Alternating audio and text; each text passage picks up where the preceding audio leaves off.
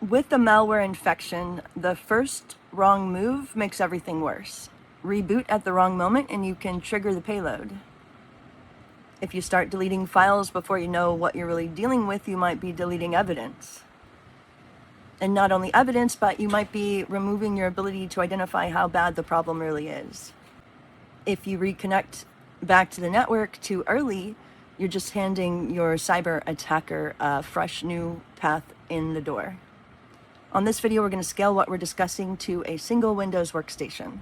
We'll move through the process in strict order, starting with contain, then identify, then remove persistence, then verify, recover, and harden.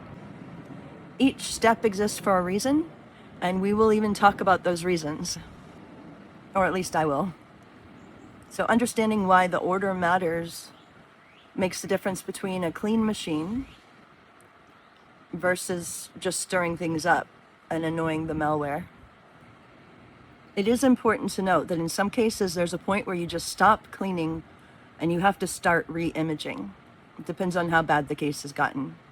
But we will talk about where that line is. But you still need to know everything before that line. There are plenty of infections that are recoverable if they're handled correctly.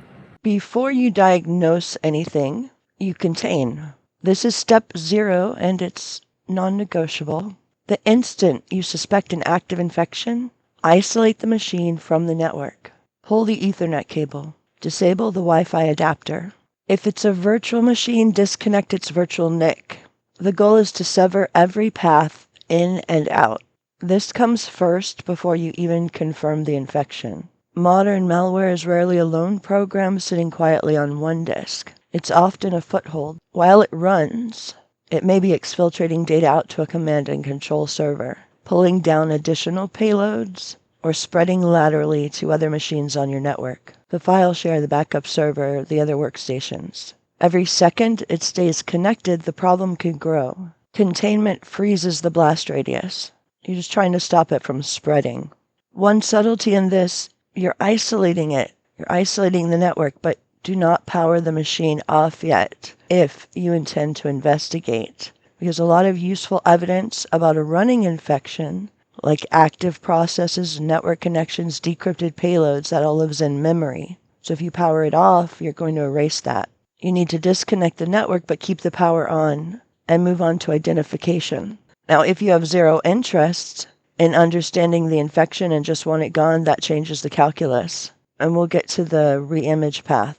So now you want to make sure you're actually dealing with malware and not a failing drive or a bad update, because the response is different. Classic infection signals, roughly in order of how strongly they point to malware, would be ransomware is unambiguous. The file is renamed with a strange extension, a ransom note dropped in every folder, and documents that won't open. If you see this, stop, because ransomware changes the entire plan. Performance and behavior signals are the next. The machine is suddenly slow for no reason. The fan runs constantly at idle. Or you see network activity when nothing should be talking. Unexpected outbound traffic is one of the more reliable tells, because malware almost always phones home. Then there are interference signals. Is your antivirus disabled and won't turn back on? Task manager or the registry editor is blocked, or security websites won't load. Malware disabling your defenses is a strong signal. Legitimate software doesn't do that. And there are the signals of presence. New browser toolbars or extensions that you didn't install. A changed home page, pop-ups outside the browser. Unknown programs at startup, or accounts and scheduled tasks that you didn't create. The pattern that matters isn't any single symptom. It's a cluster of them appearing together, especially anything that actively fights your attempts to investigate. That combination is the fingerprint of an active infection. Now, a problem that trips people up: if the malware is running, it can hide from you and it can undo your cleanup in real time. You delete a file, it rewrites it. You kill a process, it respawns. You cannot reliably clean an operating system while that operating system is executing the very thing you're trying to remove. The answer is to not let the malware run while you work. And there are 2 ways to achieve that, and the better one depends on the infection. Windows Safe Mode with networking. On boot, you interrupt startup to reach the recovery options and choose Safe Mode. Safe mode loads only the minimal set of drivers and services Windows needs to run, which means a large amount of malware. Anything that loads through normal startup entries simply never starts. The malware is on disk but dormant, which is what you want, because now you have the upper hand. Stronger option, boot from external offline media. It's the professional move for anything serious. Boot the machine from a clean rescue USB, a dedicated antivirus rescue environment, or Microsoft's own Windows Defender offline, which restarts the PC into a small standalone environment and scans before Windows ever loads. Because the infected Windows install is never running during the scan, even deeply embedded malware that survives safe mode has nowhere to hide. Nothing on that disk is executing, it's inert. And the scanner has a clean line of sight to all of it. So safe mode for the routine stuff, offline boot media for anything that resists or anything you suspect is rootkit. Now you scan, and the strategy here is layered because no single scanner catches everything. Start with Microsoft Defender's offline scan. It's built into Windows, it's good, and running it in offline mode, where it reboots into that pre-Windows environment, catches things a normal scan misses, so that's your first pass. Then run a reputable second opinion scanner. The key idea is the second opinion. Different vendors have different detection signatures and heuristics. So a tool that finds nothing with one engine may light up with another. Well-regarded on-demand scanners exist specifically for this. I already have an antivirus and just want another set of eyes job. You run it alongside, not instead, of your primary. For the stubborn category, the stuff that hides from ordinary scanners, you reach for a dedicated rootkit and bootkit detector. Rootkits burrow below the level where normal antivirus looks, which is exactly why the offline boot approach from the last step matters so much, because you can scan the disk from outside the compromised OS. The discipline scan, remove what's found, reboot, scan again. Clean pass is not one scan that finds things and removes them, it's a subsequent scan that finds nothing. If pass 2 still finds infections, you're not done. And you may be dealing with something that's reinstalling itself, which then brings us to the most important technical section of this video, talking about hunting down persistence. This is where amateur cleanup and real cleanup diverge. Removing the malware's active file is not enough if you leave behind its persistence mechanisms, the hooks that make it come back after every reboot. If the infection keeps returning, you have a persistence problem, not a detection problem. Malware anchors itself to survive restarts through a well-known set of locations, so you want to learn these, as these are good places to look. There's the run and run once registry keys. That's the classic auto start. Entries under the run keys in both the current user and local machine hives launch a program every time Windows starts or the user logs in. These are common for malware to use because they're simple and reliable. Then there's scheduled tasks. This is a hugely abused mechanism. A task can be set to run a malicious program at logon, at a fixed interval or on a trigger, and it survives reboot by design. Attackers hide here because people rarely audit the task scheduler. It has so much stuff that Windows does in the task scheduler if you are digging deeply. And then services. Malware itself can install as a Windows service set to start automatically, giving it persistence and often elevated privileges. A rogue service with an innocuous-sounding name is a common trick. Then the startup folders. The old-fashioned per-user and all-user startup folders still work and still get abused. The right way to survey all of this at once is a tool built for the job. Sysinternals auto-runs from Microsoft. Auto-runs enumerates every auto-start location on the system in one view. Registry, run keys, scheduled tasks, services, drivers, browser add-ons, and all of that. It has an option to hide verified Microsoft signed entries, so what's left is the suspicious minority that's worth examining. You go through the list. Anything unrecognized, unsigned, or putting in a weird path in a temp directory gets scrutinized and disabled. This is the step that actually kills the reinfection loop. You shouldn't be declaring victory yet here. Removal without verification is how machines come back infected a week later. You need positive evidence that the system is clean, not just the absence of the original symptoms. Reboot normally, out of safe mode, back into standard Windows, and watch. Does anything you removed come back?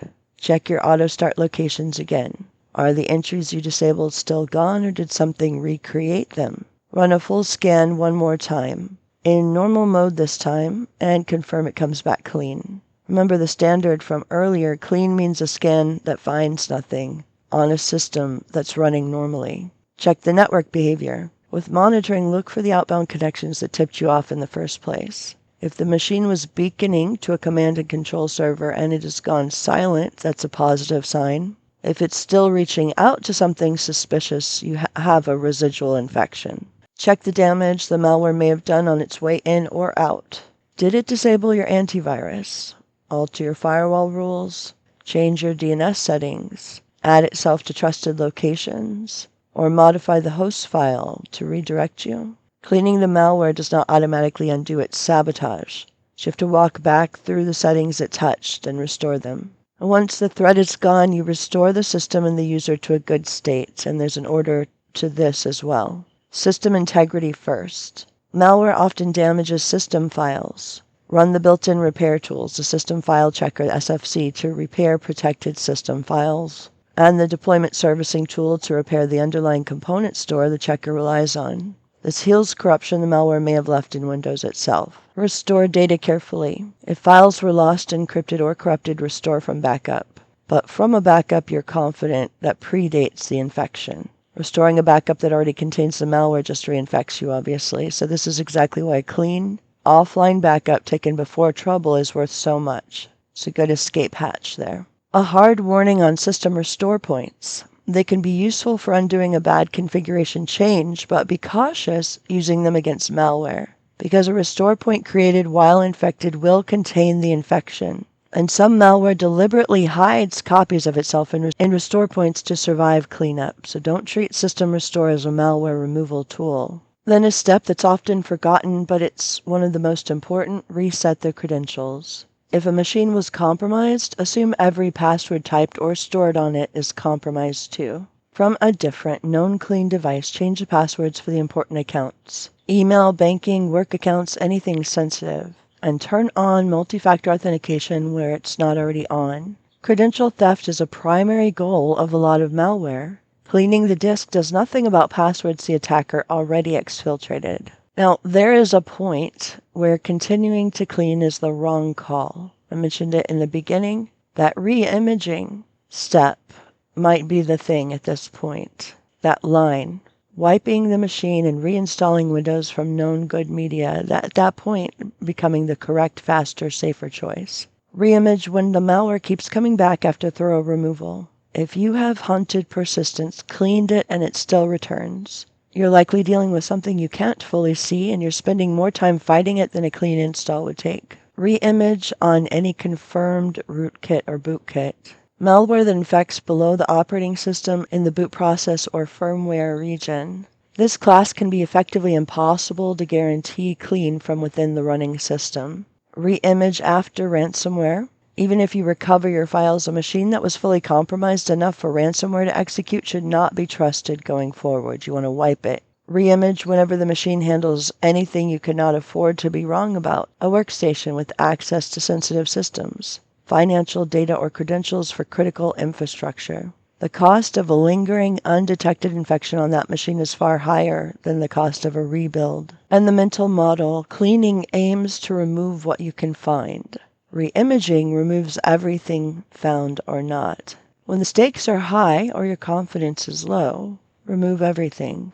A rebuilt machine from trusted media with data restored from a clean backup is the only state you can fully trust. Something that reaches for it early is the professional decision, not the lazy one. So then we get to the hardening part. You cleaned or rebuilt the machine, but before you hand it back, you want to close the door the malware came through. A machine restored to its exact pre-infection state is a machine that can be infected the same way tomorrow. Patch everything. Update Windows and every application to current. A large share of infections exploit known vulnerabilities that already have fixes. The fix just wasn't applied. Patching is the single highest value preventive action. Confirm real-time protection is on and current. Microsoft Defender or your chosen endpoint protection, running, updated with real-time scanning enabled. Verify the malware did not leave it disabled. Run as a standard user, not an administrator, for daily work.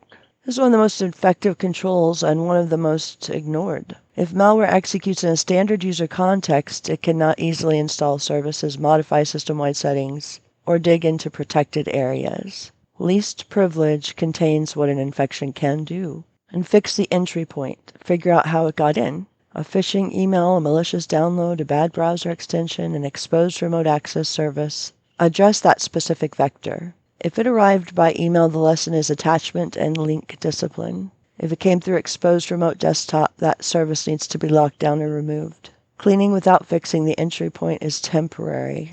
And establish real backups. If this incident taught one lesson, it is that a clean, tested offline or versioned backup can help turn a catastrophe into an inconvenience. Set it up now while you're thinking about it. A quick recap: contain first, isolate the network before you do anything else, freeze the blast radius, identify, confirm it's malware from the cluster of symptoms, especially anything that fights your investigation. Boot clean, safe mode for routine infections, offline rescue media for anything serious, so the malware is dormant while you work. Scan in layers, Defender offline, a second opinion scan or a rootkit detector, then scan again until a pass comes back empty. Kill persistence, run keys, schedule task services, and startup folders surveyed with auto runs, the step that stops reinfection.